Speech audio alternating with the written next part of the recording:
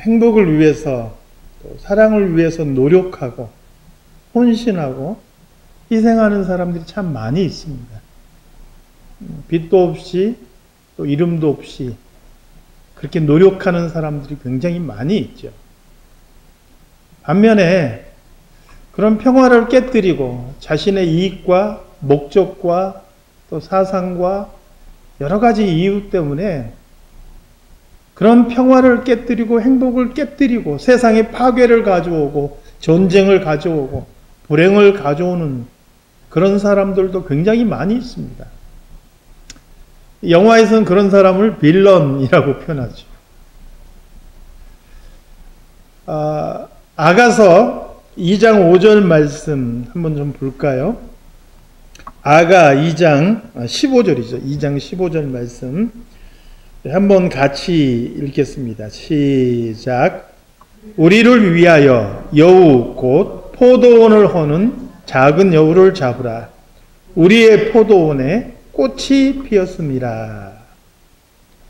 여기 보니까 우리를 위하여 여우 곧 포도원을 허는 작은 여우를 잡으라 이렇게 말씀하고 있죠.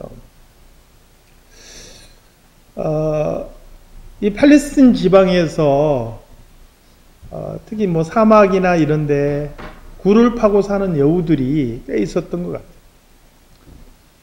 같아요. 여기 본문에도 보니까 이 복수형으로서 쓰여 있는 거 보니까 한 마리가 아니죠. 여러 마리의 이제 여우들이 있었어요. 이런 때 여우 그림 띄워주는 거예요. 여러 마리의 여우들이 있는데 이 여우를 잡으라는 거예요. 왜 여우를 잡아야 되느냐? 멀쩡하게 잘 살고 있는 여우 왜 잡아야 되느냐? 오늘 그 읽은 아가서에 보니까 우리의 포도원에 꽃이 피었기 때문이라는 거예요. 우리의 포도원에 꽃이 피었다. 여러분 포도꽃 보신 적 있나요? 이 지금 보시는 게 바로 포도꽃이에요. 작아서 잘 안 보이시죠? 그래서 제가 좀 확대도 해봤어요. 이게 지금 포도꽃인데 되게 약하고 여리잖아요. 그런데 여우가 이 포도원에 슬그머니 기어 들어와서 그래도 이 모래 땅이 쉽게 허물어지기 때문에 단단한 포도 뿌리가 자리 잡고 있는 그 포도나무 밑에 뿌리 부분에다가 굴을 파기 시작합니다. 이 여우가 굴을 파게 되면 저렇게 큰 굴을 판다고 생각해요. 그러면 나무를 계속해서 툭툭툭툭 건드리게 됩니다.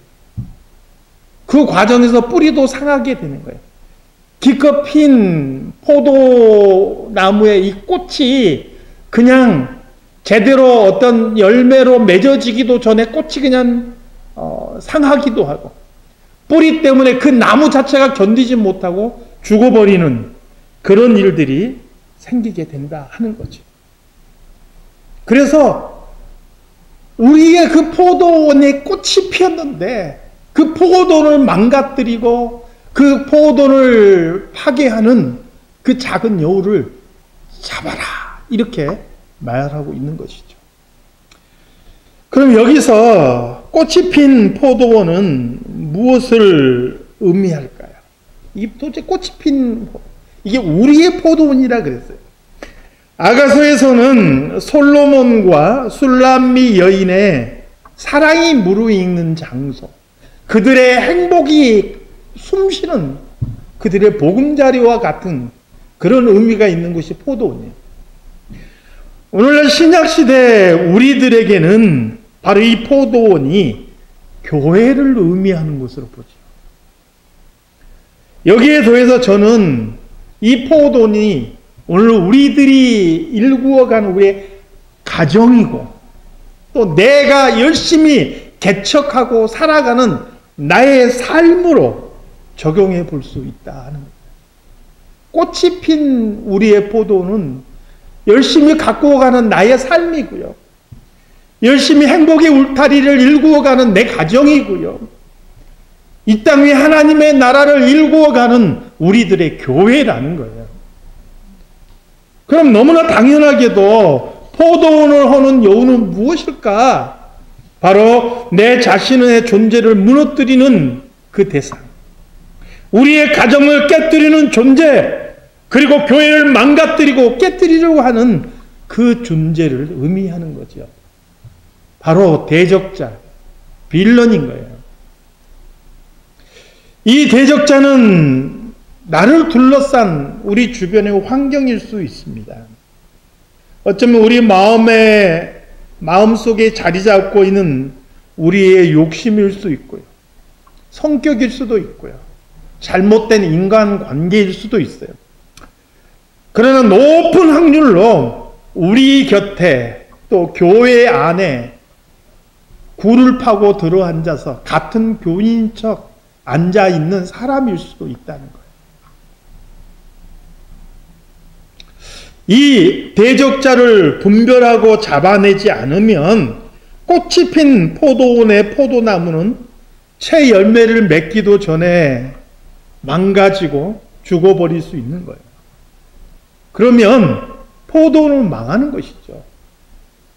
얼마나 많은 사람이, 얼마나 많은 가정이 행복의 열매를 맺어보지도 못하고, 얼마나 많은 교회들이 이 땅에서 하나님의 뜻을 이루어보지도 못하고 망가지고 갈라지고 깨지는 모습이 많이 있는지 우리는 보는 거예요. 주변을 보고 이 지역에서도 채 열매도 맺지 못하고 사라져버린 교회를 제가 이곳에 와서도 많이 봤어요.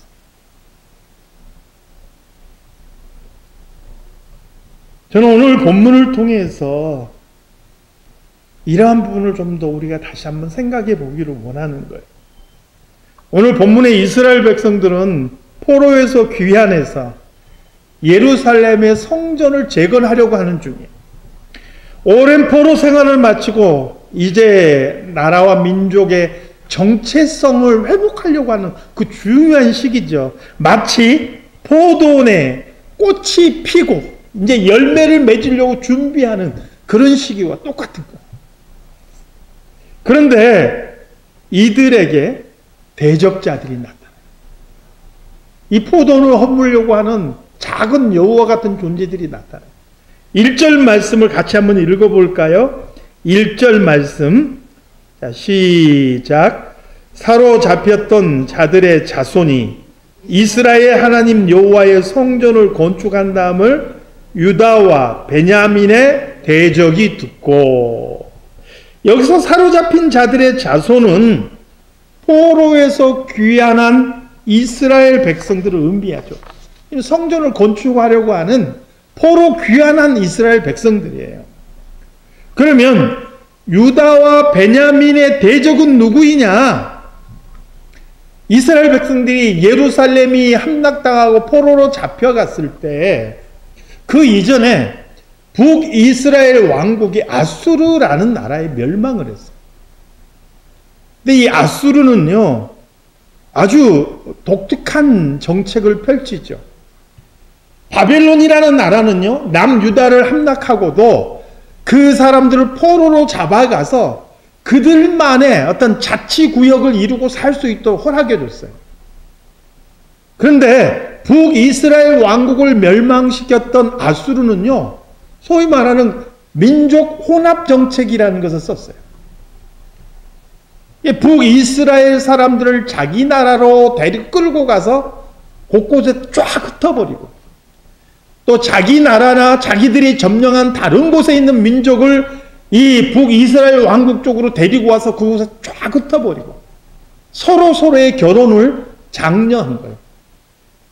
그래서 북이스라엘 왕국이 멸망한 후에 그곳에는요, 다른 지역에서 이주해온 많은 민족들이 살게 됐고, 그들과 유대인들 사이에 결혼하면서 서로의 혈통이 혼혈이 되고 혼합이 되고, 그래서 혈통만 혼합이 된 게 아니라 신앙도 섞이는 거예요.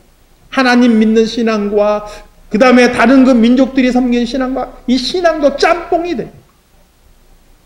그래서 유대인으로서의 정체성과 하나님을 믿는 그 신앙의 바른 그 정체성까지 다 혼합이 되고, 그래서 그러한 사람들이 그곳의 주인처럼 지내고 있었던 거죠. 이들이 예루살렘에서도 큰 영향력을 가지고 행세를 하고 기득권을 가지고 있었던 거예요. 근데 가만히 보니까 사로잡혔다가 다시 돌아온 사람들이 성전을 건축한다, 이런 소식이 들려오는 거예요. 그러니까 찾아왔다는 거예요. 이들이 성전을 건축하고 있는 이스라엘 백성들을 찾아와서 이렇게 말합니다. 2절 말씀.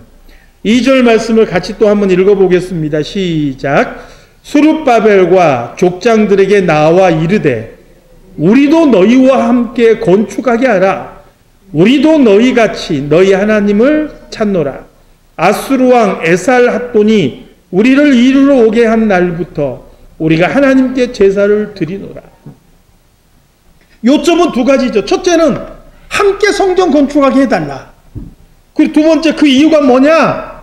우리도 너희처럼 하나님을 찾고 우리도 지금까지 너희들처럼 똑같이 하나님에게 제사해 왔다. 한마디로 말하면 우리나 너희나 똑같아. 다 같이 하나님 믿는 형제야. 우리도 성전 건축하게 해줘. 우리는 하나야. 이 사람들은 결국 우리도 너희와 똑같이 하나님을 믿는 사람들이기 때문에 함께 해달라고 이야기하고 있는 거예요. 그런데 여러분, 성경에서 특별히 오늘 본문 1절에서 이들을 일컬어서 뭐라고 이야기했어요? 유다와 베냐민의 대적. 유다와 베냐민은 남유다의 그래도 신앙의 순수함을 간직했던 그런 사람들이잖아요. 하나님 신앙의 그 순수함을 지키고자 했던 그 사람들의 대적이다라고 성경은 분명하게 정의를 내려주고 있는 거예요. 어떤 사람들은 이렇게 말할지도 몰라요. 어찌됐든 간에 하나님을 예배한다고 하니까 그래서 함께 할 수 있지 않을까? 그 사람들도 같이 와서 함께 하면 좋지. 그런데 여러분, 그것은 굉장히 우리들의 생각인 거예요. 굉장히 인간적인 생각인 거예요. 신앙에 있어서 그렇게 하면은요, 그게 신앙의 순수함을 잃어버리고 신앙이 변질되어요. 여러분, 이것을 기억하셔야 돼요. 역사 이래로 모든 이단과 사이비들도요, 다 성경을 가지고 이야기하고 다 하나님을 이야기해요.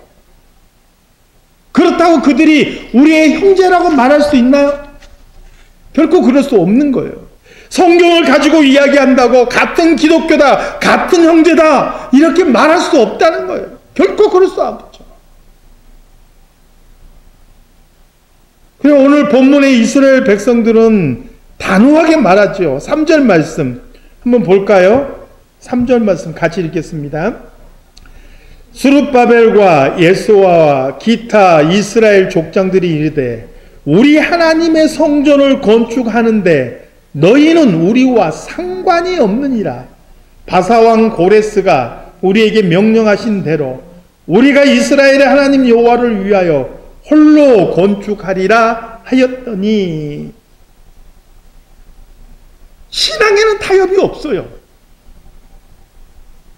여러분, 우리가 예수 안 믿고 다른 종교 있는 사람들하고 아예 등지고 상종하지 말고 살란 얘기가 아니에요. 그들과 더불어 할 수 있는 한 평화하고 할 수 있는 한 화목을 이루며 살아가야 돼요. 그러나 진리와 신앙에서는 결코 함께할 수 없어요. 하나님과 벨리알이라는 우상이 어떻게 함께할 수가 있어요? 어떻게 혼합된 신앙이 하나님을 온전히 예배할 수 있느냐는 거예요. 그래서 오늘 본문에 보면 이스라엘의 지도자들은 이 성전 건축하는 데 있어서 너희는 아무런 상관이 없다, 이렇게 이야기하고 있는 것이죠. 진짜 중요한 것은요, 여러분, 거짓 선지자는 열매로 안다 그랬어요. 마태복음 7장에 보니까 다 똑같은 얘기하는 것 같고 좋은 얘기하는 것 같고 막 그러는 것 같지만 그들이 맺은 삶의 열매를 보면 거짓이 드러난다 그랬어요. 정말 이들이 진실로 하나님을 경외하는 사람들이었다면 이스라엘 백성들이 거절했다고 할지라도 그들의 태도가 변하지 않았을 거예요. 기분이 나쁠 수는 있지만 그들의 태도가 극단적으로 나가지는 않았을 거예요. 오늘 본문에 보니까 이스라엘 백성들이 함께할 것을 거절한 다음에 이들이 어떻게 했다라고 말씀하고 있습니까? 4절 말씀에 보니까요, 이스라엘 백성들 손을 약하게 해서 성전 건축을 방해했다 그랬어요. 손을 약하게 하는 그 방법이 뭘까요? 위협이죠. 협박이죠. 무력적인 그런 방법일 거예요. 이런 것을 통해서 성전 건축을 방해했다라고 이야기합니다. 5절 말씀에 보니까요, 관리들에게 뇌물을 주어서 방해했어요. 6절 말씀에 보니까 아수에로 왕이 즉위할 때는 그를 보내서 그를 통해서 고발을 했다 그랬어요. 실제로 이러한 행위로 수년 동안 성전 건축이 중단되기까지 해요. 여러분, 이게 바로 이들이 보여주는 열매인 거예요. 내가 같이 못한다고 해서 내가 못 가자? 그럼 너희도 못 가자. 깨고 말지. 세상에는 이런 빌런 역할을 하는 이런 그 작은 여우와 같은 그런 존재들이 많아요. 같이 교인이라는 이름으로 예수 믿는다고 말한다고 해서 다 똑같은 형제가 아니라는 거예요. 누구보다도 교회 안에 이런 사람들이 많이 자리 잡고 있을 수 있다는 거예요. 여러분, 이단은요, 교회 안에서 나오는 거예요. 성도라는 이름을 사용하는 사람 가운데 나오는 거예요. 전혀 믿지 않는 사람들이 어느 날 갑자기 이단이 되는 게 아니라는 거예요. 그럼 무섭지 않나요? 똑같이 하나님을 이야기하고 똑같이 예배하는 것 같은데 그 중에 이단이 나오고 그 중에 사이비가 나오는 이유가 뭐예요? 그래서 우리는 바른 분별력을 가지지 않으면 아무리 우리가 노력해도 내 자신의 삶이나 우리의 가정이나 우리의 교회가 허물어지고 깨질 수 있다는 것을 기억해야 돼요. 그래서 누가 대적자인지 분별할 수 있어야 된다는 거예요. 사랑하는 성도 여러분, 여러분의 삶 속에서 내 삶을 파괴하는, 내 삶을 망치게 하는 대적자가 누구인지 분별할 수 있는 성도들이 되시기 바랍니다. 내 가정을 아름답게 가꾸고 그 안에서 행복을 이루어 가는데 그것을 방해하는 대적자가 누구인지, 무엇인지, 어떤 것들인지 분별할 수 있기를 바랍니다. 우리 교회가 하나님의 나라를 이 땅에 이루어 가는데 무엇이 대적자인지, 어떤 환경이 우리 교회를 망치고 있는 건지 분별할 수 있는 안목들을 가지시기를 바랍니다. 그러면 어떻게 바른 분별력을 가질 수 있는가? 뭐 굉장히 많겠지만 딱 하나만, 분명한 것 하나만 말씀을 드리겠습니다. 이것은 제가 지금까지도 강조하는 거예요. 우리에게서요, 모든 분별력과 모든 판단력의 단 유일한 근거는 하나님의 말씀이어야 해요. 여러분이 지금까지 살아오면서 경험했던 수많은 경험 아니에요. 여러분이 배웠던 모든 지식 아니라고요. 여러분이 가지고 있는 사상, 이념 그 어떤 것도 아니라고. 오직 유일한 판단과 분별력의 근거는 하나님의 말씀이에요. 오늘날 예수 믿는 사람이 교회 안에 생활하면서 자기의 경험대로, 자기의 지식대로, 자기의 사상과 이념대로 판단하고 말하고 행동하기 때문에 교회 안에서도 서로 생각이 다르고 분열되는 모습들을 얼마나 많이 보는지 몰라요. 하나님의 말씀은 하나예요. 그 말씀은 동일한 건데 그 말씀을 붙잡고 거기에 근거해서 판단한다면 교회는 하나가 됐을 거예요.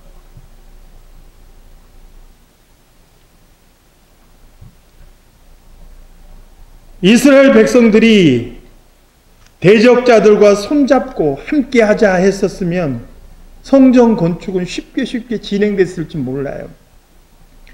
그러나 그들은 또다시 과거처럼 바른 정체성을 잃어버렸을 거예요. 이스라엘 백성들이 가나안 땅에 정착해 살면서 가나안 땅 백성들과 적당히 손잡고 그들처럼 살다가 신앙 잃어버린 거잖아요. 그것이 과거에 그들이 범했던 잘못이었던 거예요. 이제 포로에서 돌아온 이스라엘 백성들은 신앙에 있어서만큼은 어설픈 타협과 혼합주의가 아니라 하나님께서 말씀하신 그대로 행하기를 원했던 거예요. 이게 3절에 그렇게 단호한 태도를 취한 이유에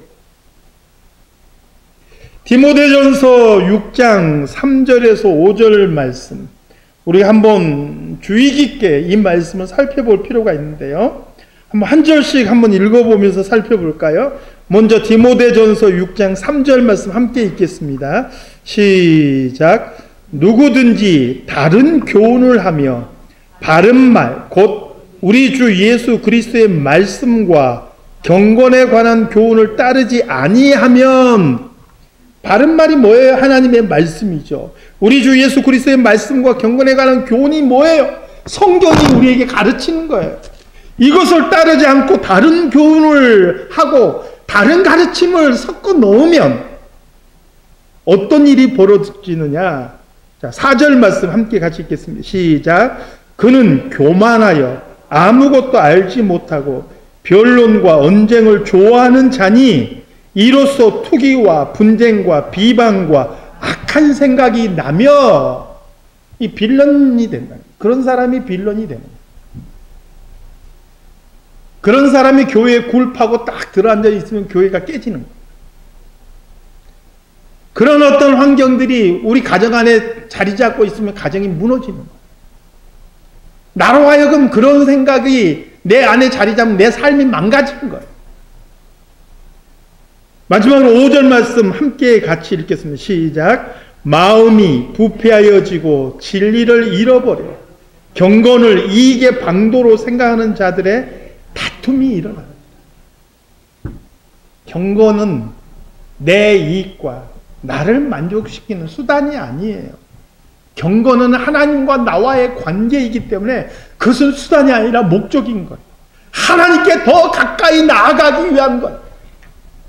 그런데 교회에 다니면서 내 영향력 확대하고 그리고 내 이익을 취하고 어떤 목적이 있어서 그 목적을 이루기 위해서 교회를 나오고 이러한 사람은 진리를 잃어버리고 그러한 사람 때문에 다툼이 일어나고 그래서 교회가 깨진다.